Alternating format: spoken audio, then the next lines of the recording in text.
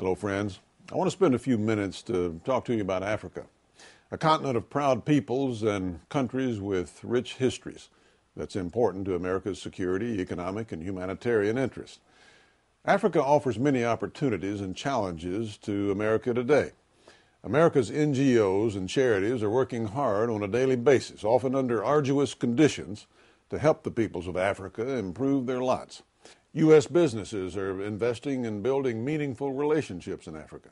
The President's Millennium Challenge program has made progress in helping African nations develop legitimate and effective civil institutions that are based on the rule of law and not on the personality of a particular leader. And America's security relationships with several African states have proven critical in the war against al-Qaeda and Islamic extremism. Yet, despite these developments, many in Africa still live in abject poverty, suffer from some of the world's worst epidemics, and live under corrupt, ineffective governments. The tragedy in Darfur, Sudan, for example, is one of the worst humanitarian disasters the world's ever known. Armed militias supported by Sudan's morally bankrupt regime continue to bring destruction, misery, and despair to hundreds of thousands of innocent people. The situation for many in Darfur has gone from dire to catastrophic as millions are displaced and hundreds of thousands murdered. These attacks can only be described as genocide.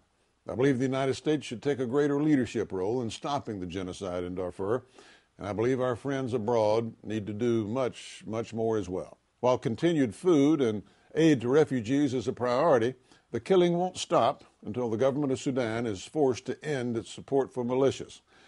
The United States should use every diplomatic tool, including increased economic sanctions, to compel Sudan's government to back down.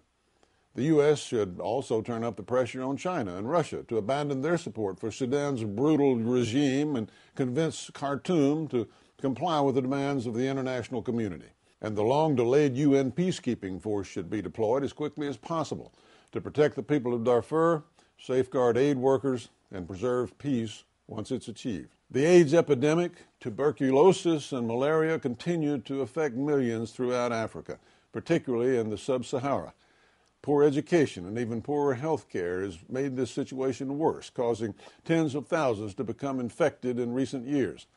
While U.S. assistance to treat and prevent HIV/AIDS has increased, and the U.S. has provided leadership in combating malaria, more attention should be given to the efforts to help governments better educate and care for their people. U.S. assistance should not just come in the form of handouts. Such generosity creates dependency, which makes matters even worse. We must encourage African governments to make key reforms, to combat corruption, respect human rights, adhere to the rule of law, and embrace free markets. They also need to invest in the health and education of their people. Key to this effort is economic growth driven by the private sector and free trade. We can start by strongly supporting countries that foster free markets, adhere to sound fiscal and monetary policies, and abide by the rule of law. The United States government has shown leadership in Africa, and the American people and private aid groups have shown even more. Our efforts speak to our character as a people and a nation. This continued leadership is essential if we're going to turn the tide in Africa. It's something that we not only should do, it's something we must do.